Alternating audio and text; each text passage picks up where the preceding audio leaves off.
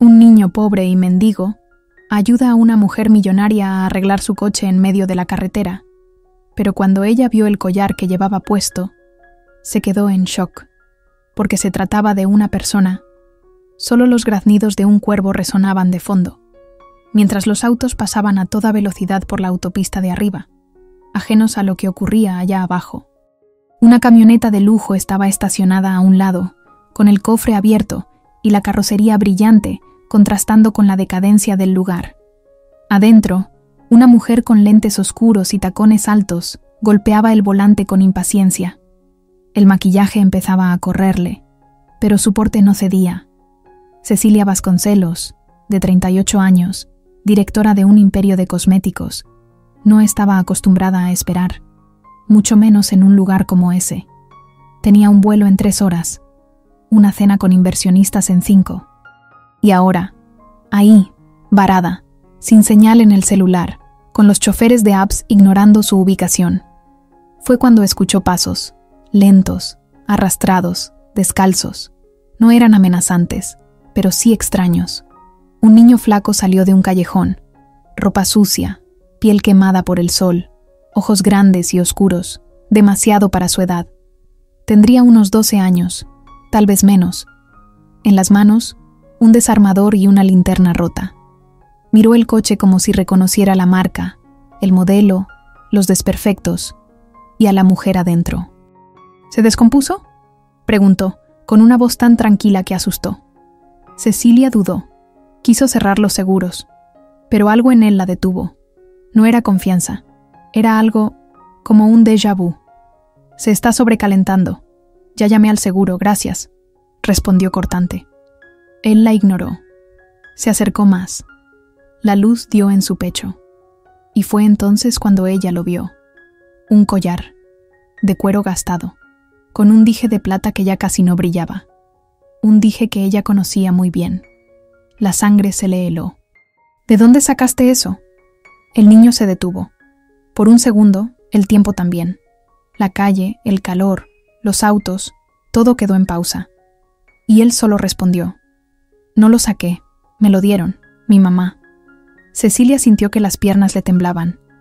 Pero eso era imposible.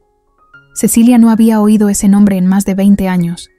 El collar frente a sus ojos no era solo una pieza de plata, era una cicatriz, un secreto viejo, un error enterrado tan hondo que ella misma dudaba de que existiera. Bajó del coche. Los tacones resonaron en el pavimento sucio como disparos secos. Su mirada se clavó en el dije como si pudiera arrancarle respuestas. ¿Cómo se llamaba tu mamá?, preguntó, casi en un susurro. El niño dudó. Por un instante, su rostro mostró algo que ella conocía bien. Miedo. Pero no el miedo de la calle, sino el miedo de los recuerdos. Leticia. Leticia Moura. El nombre cayó como plomo en el pecho de Cecilia. Leticia, la niña del albergue. La única amiga que tuvo cuando el mundo entero la rechazaba. La única que la defendió cuando no tenía a nadie. Y que desapareció, misteriosamente, una semana antes del incendio en el orfanato. Esto no puede ser. Cecilia retrocedió un paso. El niño solo la miraba, como si ahora ella fuera el enigma, como si supiera más de lo que decía. ¿Puedo checar el motor?, preguntó, señalando el coche. Cecilia asintió, sin darse cuenta. Él caminó hacia el cofre, se subió a un pedazo de cemento y se inclinó sobre el motor como alguien que hacía eso todos los días, y tal vez lo hacía. Válvula tapada, hay óxido aquí y aquí. Si consigo un poco de agua y una llave de tuercas, creo que puedo hacer que arranques otra vez, dijo, casi distraído. Pero Cecilia no escuchaba. Su mirada seguía en el collar. Se acordó de la última vez que vio ese dije. Fue la noche en que Leticia le dijo: un día, si algo me pasa, este collar te va a encontrar, aunque no quieras.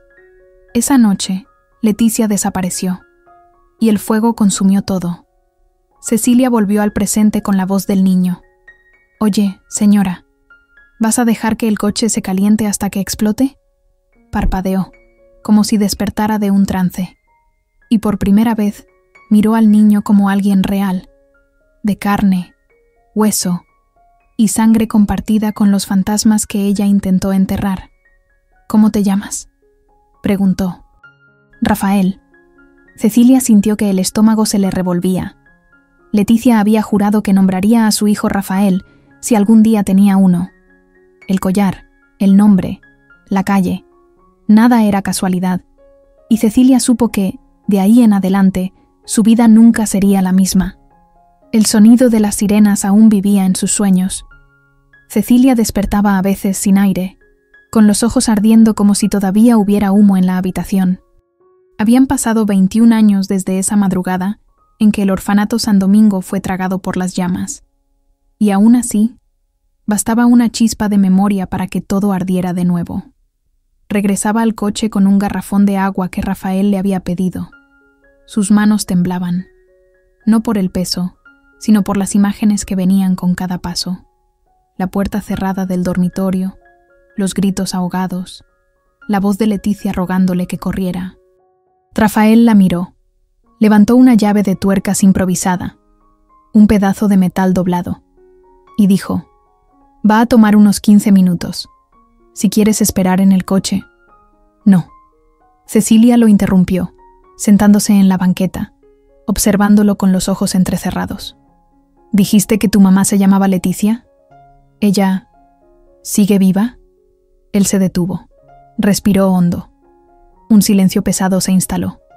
«No sé», respondió. «Me dejaron en un albergue cuando era bebé. Solo supe su nombre hace como 2 años, cuando una trabajadora social me enseñó el dije. Dijo que fue lo único que encontraron conmigo». Cecilia sintió un nudo en el pecho. Quería hacer 1000 preguntas, pero no podía. Todavía no. Rafael era un niño de la calle, frágil por fuera, sí, pero había algo en él que decía: «Cuidado». Cargaba más que herramientas improvisadas. Cargaba cicatrices. «¿Tienes dónde dormir?», preguntó con voz baja. Él la miró, desconfiado.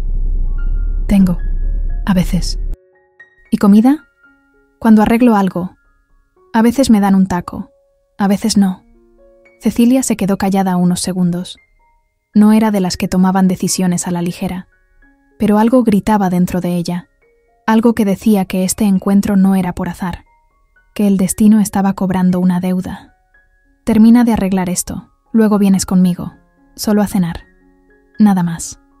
Rafael bajó la mirada, fingiendo ajustar un tornillo, pero ella vio sus ojos brillar, no de emoción, sino de alerta.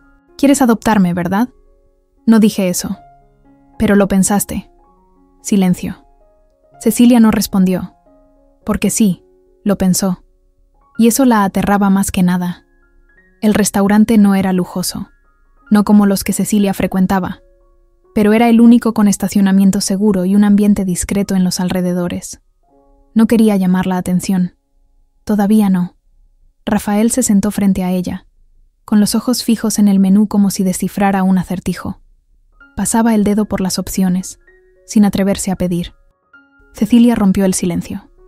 «Pide lo que quieras». No respondió de inmediato. Cuando habló, fue sin mirarla. Nunca había entrado a un lugar así. «Ni sé qué es la mitad de esto». Ella asintió, tomó el menú y pidió por él. Arroz, carne, frijoles, refresco. Sencillo, familiar. Durante la cena, lo observaba. No era solo el hambre, que era real. Era cómo cortaba la carne, preciso, disciplinado. Cómo se limpiaba la boca con la servilleta antes de tomar. Pequeños detalles. Detalles de alguien que tuvo educación, pero que, en algún momento, lo perdió todo. «Rafael, ¿recuerdas algo de tu mamá?». «Cualquier cosa», negó con la cabeza. «Solo sueños, pedazos, una voz cantando, un olor, lavanda tal vez, un brazo con una cicatriz». Señaló su propio brazo. «Aquí». Cecilia se quedó inmóvil. Leticia tenía una cicatriz justo ahí, de la noche en que se cortó intentando escapar del reformatorio. Recordaba la sangre, el llanto, la promesa. «Nunca más nadie nos va a lastimar». «También recuerdo eso», murmuró Cecilia. Él levantó la mirada. ¿Cómo que también? Cecilia respiró hondo. Había llegado el momento. Conocí a tu mamá. Crecimos juntas, en el mismo albergue. Y estuve ahí la noche del incendio. Rafael se recargó en la silla, con el tenedor detenido en el aire. Entonces, ¿por qué nunca me buscaste? La pregunta fue un golpe. Cecilia no respondió de inmediato. Porque no sabía. Porque la culpa era un veneno lento que la carcomía por dentro. Pensé que ella estaba muerta. Y pensé que tú nunca habías existido. El silencio entre ellos era como una tercera persona en la mesa, pesado, sofocante. Tal vez esté viva, dijo Rafael bajito. Tal vez esté esperando. Cecilia quería creerlo, más que nada. Pero en el fondo, el miedo volvía a crecer. El miedo de que, al abrir ese pasado, encontrara algo peor que la muerte. A la mañana siguiente, Cecilia despertó con una inquietud que no sentía desde joven. El rostro de Rafael, sus palabras, el collar, todo giraba en su cabeza como un torbellino. Había algo más grande en esa historia, algo escondido bajo años de silencio y dolor. Canceló el vuelo. La cena con los inversionistas se pospuso. Por primera vez en décadas, Cecilia eligió el pasado sobre el futuro. Tengo que volver al albergue, se dijo, mirándose en el espejo de la habitación del hotel. Tengo que volver al principio. Rafael esperaba en el vestíbulo, con la mochila al hombro. Había un brillo diferente en sus ojos, como si supiera que algo estaba a punto de cambiar. El antiguo albergue San Domingo era ahora un edificio en ruinas, rodeado de rejas oxidadas, grafitis y maleza alta. Era casi irreconocible. Pero Cecilia sabía el camino.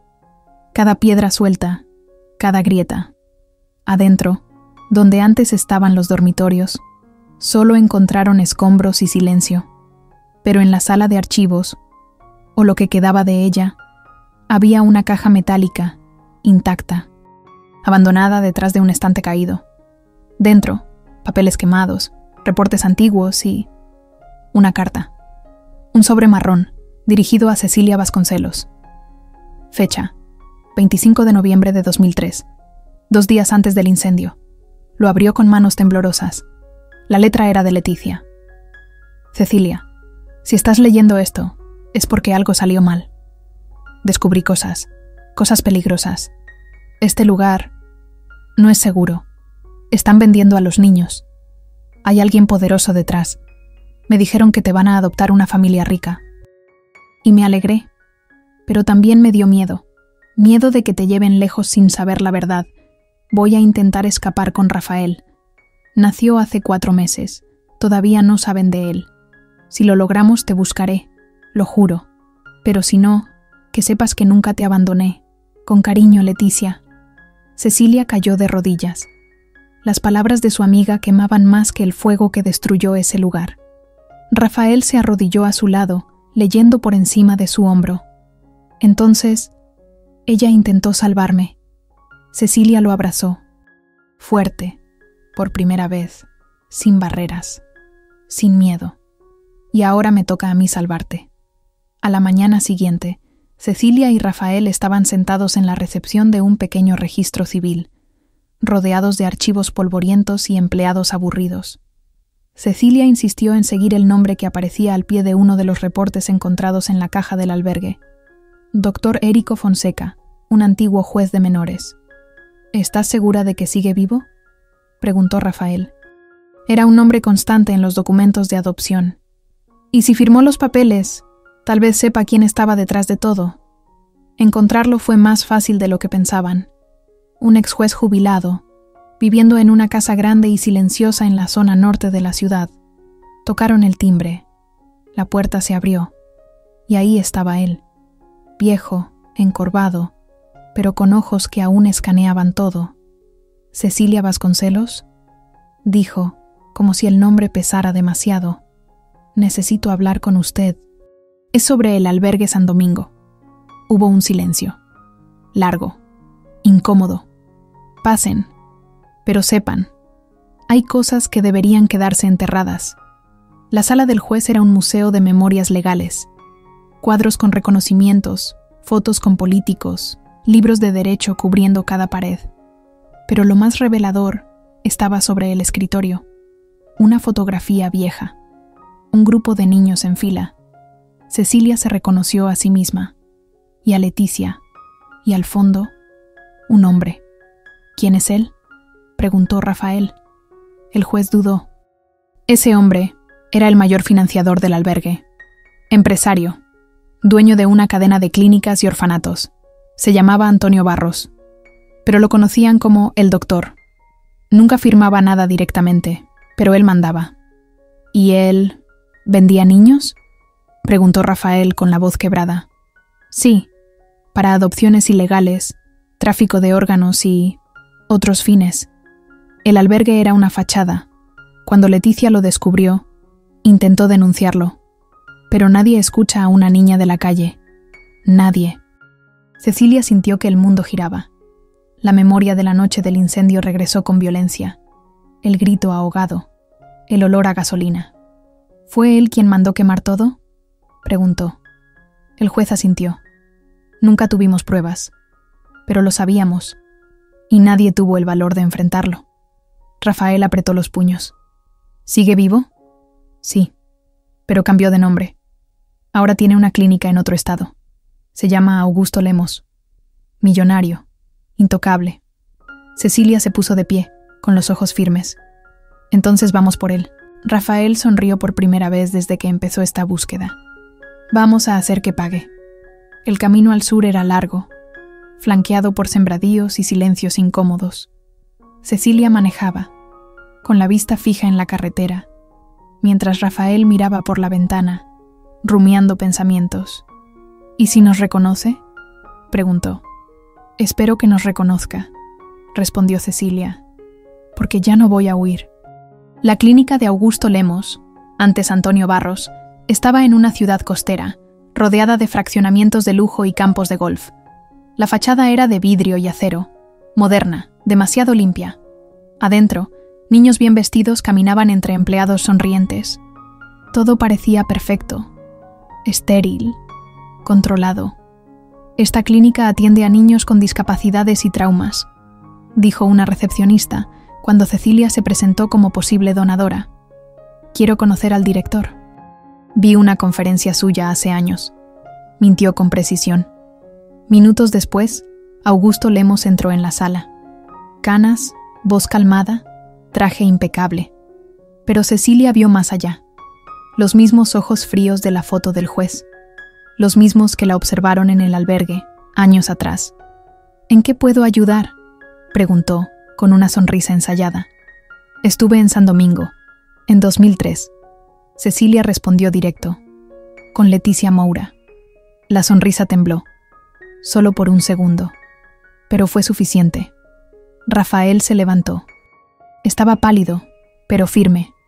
Mi nombre es Rafael, hijo de Leticia. Silencio. Profundo. Augusto los observó como quien evalúa una amenaza. Deberían irse. No saben con quién se están metiendo. Sabemos, sí, dijo Cecilia. Y tenemos pruebas. Fotos, reportes, una carta. El juez Fonseca está dispuesto a testificar. Augusto se puso de pie. Esto no es un juego. Es justicia. Y vas a enfrentar cada nombre que borraste con fuego. Antes de salir, Cecilia arrojó un USB sobre el escritorio. Ahí están las copias de todo. Si nos pasa algo, esto va a la prensa.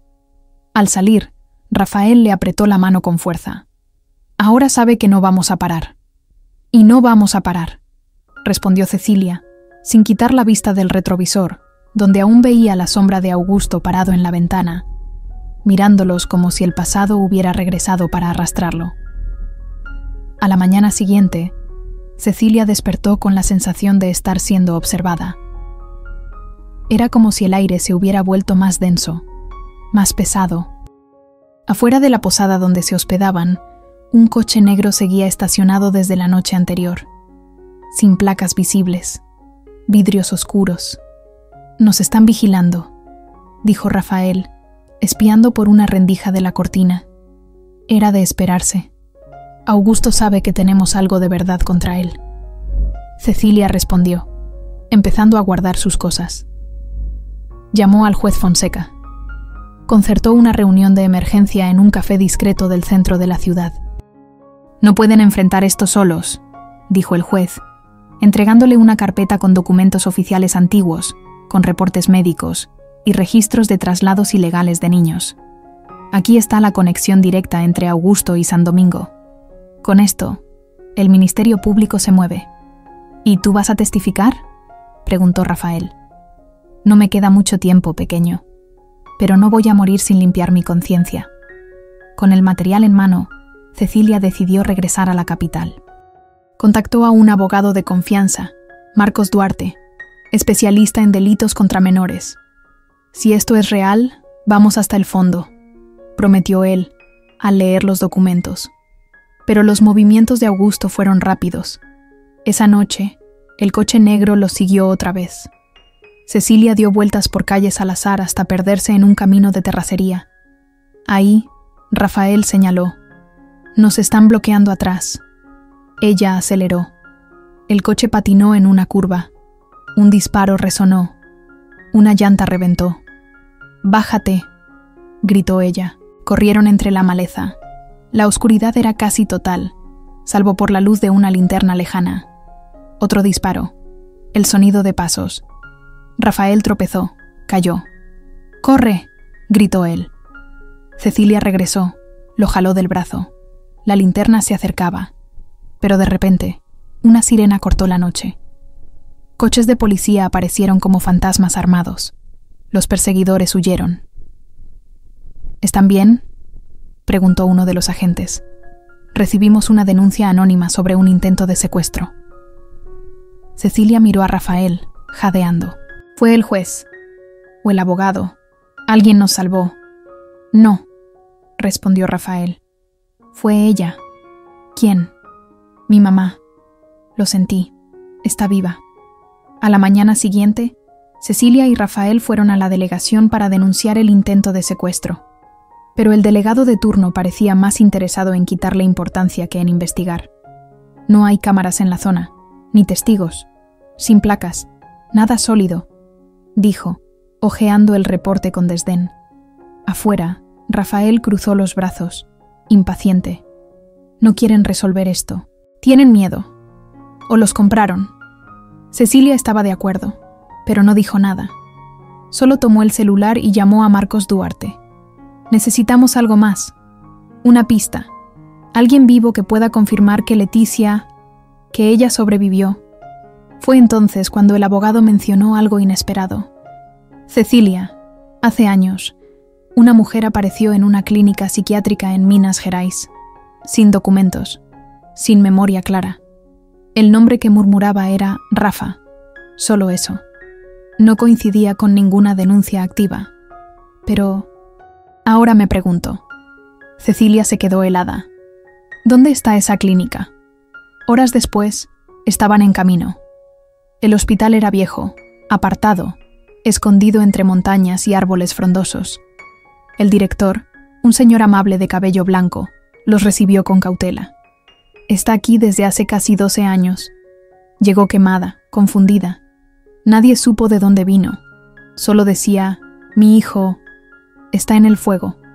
¿Puedo verla?», preguntó Cecilia con la voz temblorosa. El médico asintió. Los llevó por pasillos silenciosos hasta un cuarto soleado.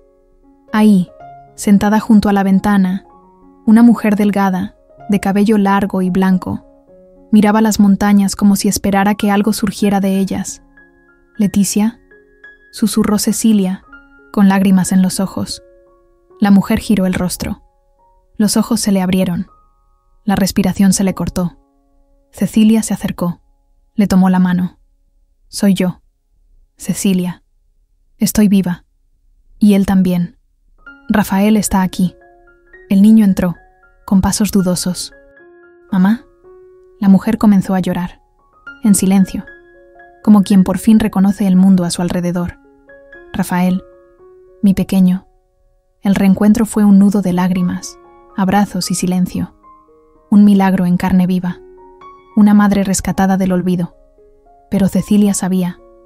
La batalla no había terminado. Con Leticia viva, las acusaciones podían tomar fuerza real.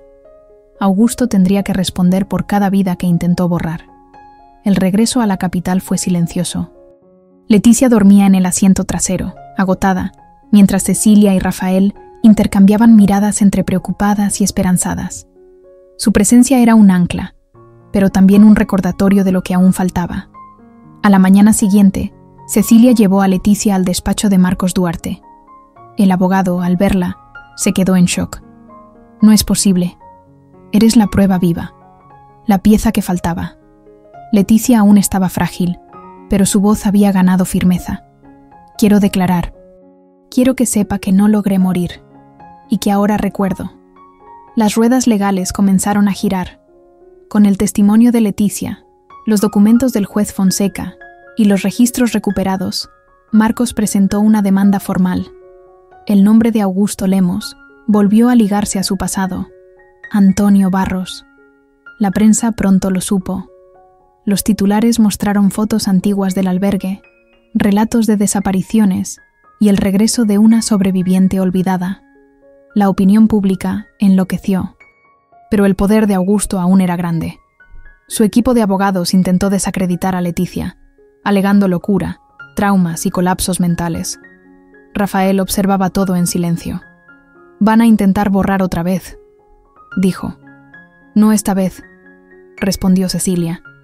«Esta vez no estamos solos». Durante la audiencia preliminar, Leticia enfrentó a Augusto por primera vez en décadas. Él desvió la mirada, pero fue la voz de ella la que silenció el tribunal. «Recuerdo cada grito, cada niño. Vi tus ojos esa noche. Y ahora todos los verán también». El juez ordenó abrir una investigación criminal. Augusto quedó prohibido de salir del país. Sus bienes fueron parcialmente congelados. El cerco se cerraba. Cecilia, de pie junto a Leticia y Rafael, sabía. El pasado por fin dejaba de ser un fantasma y se convertía en justicia en marcha. La primera audiencia del juicio oficial se fijó para 3 semanas después. El tiempo parecía acelerarse y al mismo tiempo detenerse. Las testigos fueron citadas. El juez Fonseca, a pesar de su salud frágil, confirmó su asistencia. Leticia sería la primera en declarar. En los días previos, los medios acamparon frente al juzgado. Cecilia se convirtió en la vocera de la denuncia. Rafael, aunque joven, se volvió un símbolo de resistencia. El niño que sobrevivió a la quema de archivos y al olvido institucional. La víspera, Leticia tuvo una pesadilla. Gritó, sudaba. Rafael la abrazó con fuerza. «No te va a lastimar otra vez». «¿Y si todo falla?», susurró ella. «La verdad no falla, mamá. A veces solo tarda». Llegó el día. El tribunal estaba abarrotado. Periodistas, curiosos, familias que también perdieron hijos en sistemas similares. El rostro de Augusto estaba serio, inmóvil. A su lado, un equipo de defensores agresivos. Leticia subió al estrado. La sala quedó en silencio.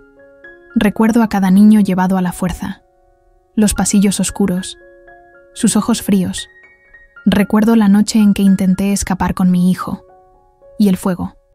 Los abogados de la defensa intentaron desacreditarla. Sugirieron confusión mental, alucinaciones por trauma. Pero Leticia estaba firme. Con cada palabra, su voz atravesaba décadas de silencio. El juez Fonseca testificó después. Entregó copias de los registros. Confirmó las órdenes firmadas bajo presión. Señaló a Augusto. Este hombre usó al Estado como arma para lucrar con el sufrimiento. Y yo fui cómplice por miedo. Hoy, ya no. Por último, llamaron a Cecilia. Relató los abusos velados, el control psicológico y el incendio. Confirmó que Augusto la miraba fijamente el día antes de la tragedia, como quien ya sabía que el albergue no vería el amanecer. Al final del día, el juez suspendió la sesión. Continuaremos mañana. Las pruebas presentadas son sólidas. La justicia necesita tiempo, pero avanza.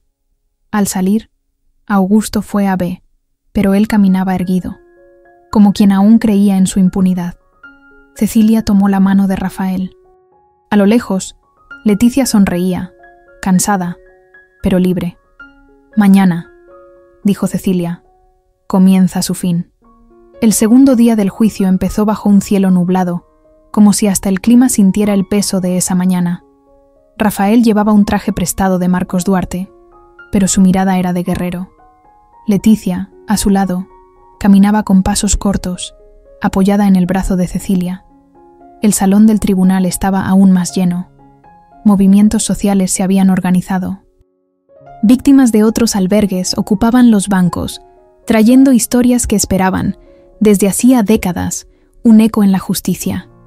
El fiscal presentó la última parte del caso: pruebas materiales, registros de transferencias bancarias, correos encriptados recuperados por un perito voluntario, que mostraban la conexión directa entre Augusto y clínicas clandestinas.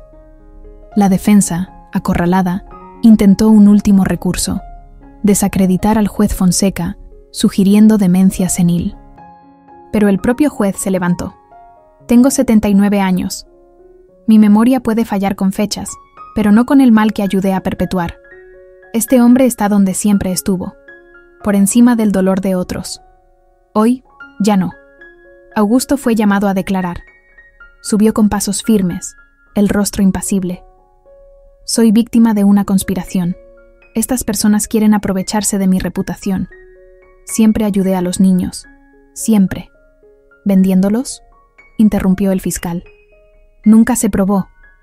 Hasta hoy». La jueza pidió silencio. La audiencia contenía el aliento. Tras el receso del mediodía, el tribunal regresó. La sentencia sería leída. Considerando los testimonios, documentos y pruebas presentadas, comenzó la jueza. Este tribunal reconoce la responsabilidad penal de Antonio Barros, conocido como Augusto Lemos, por los delitos de trata de menores, fraude procesal e intento de homicidio.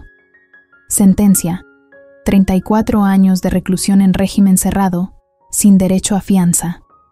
Hubo un silencio, luego un aplauso contenido. Lágrimas, abrazos. Leticia lloraba, Rafael lloraba. Cecilia por primera vez en años también. «¿Se acabó?», susurró Rafael. Cecilia lo miró. «No, apenas comienza. Ahora la vida empieza de verdad. Han pasado 2 meses desde la sentencia». La ciudad volvió a su ritmo, pero para Cecilia, Rafael y Leticia, todo era diferente. El mundo que los ignoró ahora los escuchaba, y sobre todo, les creía.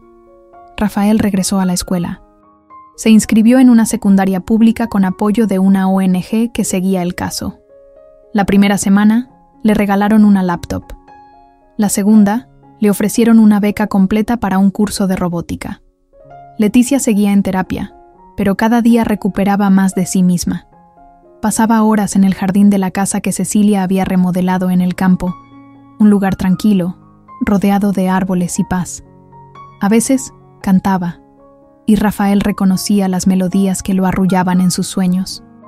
Cecilia, por su parte, tomaba decisiones. Vendió parte de su empresa. Con las ganancias, creó un instituto, Fundación San Domingo de Justicia y Reparación. Ofrecía apoyo legal, psicológico y educativo a víctimas de albergues abusivos. Su rostro, antes en portadas de revistas de moda, ahora aparecía en campañas sociales. «Nunca pensé que mi vida iba a empezar de nuevo a los 38», dijo una noche, sentada junto a Leticia y Rafael, viendo el atardecer. «¿Empezar de nuevo?», Leticia sonrió. «Apenas estamos comenzando». Rafael las miró, con los ojos brillando. «Algún día voy a construir un albergue de verdad, uno donde nadie tenga que escapar». El viento sopló suave. Los árboles susurraban como si aplaudieran.